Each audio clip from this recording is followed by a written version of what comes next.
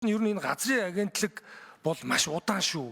Би бол энийг одоо аймгийн засаг дарга байсны үед бол маш сайн мэдчихээн. Энэ тусгай хэрэгцээний газартай холбоотой асуудал дээр ерөөсөө шийдэхгүй ингээ удаад үйлдвэр технологийн паркийг улсын тусгай хэрэгцээний газар дээр нэмээд энэ засгийн газрын 287 дугаар журамд үйлчлэлд оруулахар боломж олгочод байхад 2 жил өнгөрчөөд байхад бараг 3 жилдээ орох гэж байхад энийг засгийн газрын тогтоолд өөрчлөлт ганцхан энэ хуульд оруулсан өөрчлөлтөд оруулж чадахгүй 2-3 жил алдна гэдэг чинь аж ахуйн нэгжүүдийн төр үеийн энэ үйлдвэр технологи хөнгөн хүнд үйлдвэрийг хөгжүүлэхэд энэ төрийн энэ агентлаг ямар их гацаа болж байгааг харуулж байгаа байхгүй ганцхан жишээ. Тэгээ өнөөдөр энийг байнгын орооны хуралдаан дээр энэ зүйлээ одоо бүр яамны төрийн нарийн одоо ядаад байнгын ороон дээр танилцуулж шүү дээ. Тэгэхээр энэ манай одоо байнгын орооноос гарах дүгнэлт шийдвэр дээр бол заавал энэ гацтай холбоотой зүйлийг хурдан шийдээч. Эрх зүйн хувьд их хурл тодорхой болгочод байхад яагаад энийг шийдэхгүй байгаа юм бэ гэдэг эн чинь 2-3 жил алдагдсан боломжгүй л амар олон зүйлийг ярина шүү дээ. Гэхмэчлэнгээр ингээд дотоодынхоо энэ зохион байгуулалтын асуудал дээр бид нар анхаарах хэрэгтэй байна. Тэгэхээр энэ дээр бол онцгой анхаарч өгөөч. За үйлдвэр технологийн паркын тухай хууль дээр зааснаар бол үйлдвэр технологийн паркын зориулалтаар газрыг одоо эзэмшиж байгаа, ашиглаж байгаа одоо энэ талбай, энэ паркын талбайд болохоор их олон хөнгөлтүүд бол бий болсон байгаа. Газрыг эхний 10 жилд газрын төлбөрөөс чөлөөлнө. За паркын нутаг дэвсгэрдэх үйл хөдлөлт идэх хөрөнгийн албан татвараас эхний 5 жилд чөлөөлнө. Дараагийн 5 жилд 50%-аар хөнгөлнө.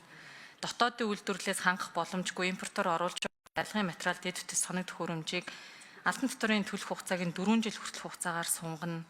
Хөрөнгө оруулалт дээр засгийн газрын баталгаа гаргуулна гэд нэлээд олон тийм хөнгөлтүүд бол байгаа. Тэгэхээр энийг яг мэдж байгаа тохиолдолд хувийн хөвшил яг энэ үйлдвэр технологийн паркийг байгуулъя гэд орж ирэх болов гэсэн бол бодолтой байгаа байхгүй юу?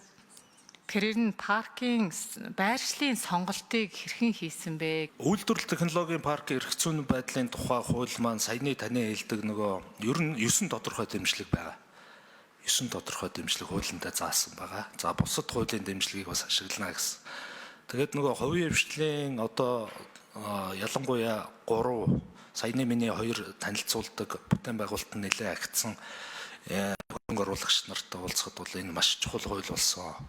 Ялангуяа хөрөнгө оруулалтын эхний үе шатанд кэш флоу дээр авж байгаа, мөнгө урсгал дээр авж байгаа дарамт бол саяны нөгөө гайл нотын татварын чөлөөлөлт хойшлуулалт бол маш чухал болсон гэж. Нэгдүгээрт, хоёрдугаар дэмжлэг бол саяны дээр газрын баталгаа, эрх зүйн баталгаа тусгай хэрэгцээнд авч технологийн парк гэж байгуулад дотор нь хөрөнгө оруулалт хийж байгаа хүн, тэрний гадна талд хийж байгаа хүн хоёрын ялгаа, тэ өрсөлдөх чадвар маш өндөр болсон гэдгийг бол хувийн хвшлэх хэлж байгаа. Хувийн хвшил улс гэдэг түрүүн засгийн газраар орсон 6 нөгөө мега туслалын байршил маань бол дэд бүтсэн улсын хөрөнгө оруулалттай. Улсын гэдэг маань бид нарт ихтэй тухайн төрийн өмч нөгөө ордоо эзэмшиж байгаа төрийн өмч маань Эрдэнэс УТП гэдэг одоо Эрдэнэс Монголын доор байж байгаа. Энэ эдний менежментийг л манай яам бодлогоор дэмжиж байгаа. Өөрөөр хэлбэл тэр төрийн өмчийн үйлдвэрүүд маань ашигтай ажиллах ёстой. Тухайн ашгаасаа гаргаж илүүчилж энэ үйлдвэрлэл технологийн паркуудынхаа дэд бүтц рүү хөрөнгө оруулалтаа хий. Харин барих гэж байгаа үйлдвэр дээр бол олон улсынхаа санхүүгийн зарчмаар зээл хөрөнгө оруулагчийн асуудал, технологи эзэмшигчийн асуудал ярья гэдэг ийм бодлоготой явж байгаа гэдгийг тодтогё.